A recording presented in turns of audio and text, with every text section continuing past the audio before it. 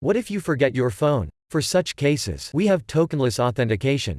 On the login screen, select the Forgotten Phone option. Provide your username and PIN code.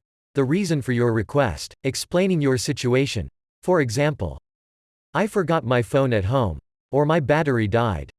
Now, depending on the configured security policy, your manager, peer, or designated service desk role must confirm your identity, either directly by scanning the QR code from the display of your computer, or remotely via our management interface. All the details of the request are displayed in the management dashboard, together with the QR code that needs to be scanned by the manager, or whoever is confirming this request.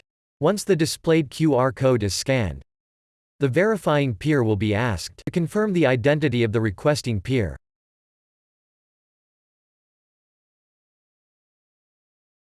Once this is done, the requesting peer will be instantly logged in.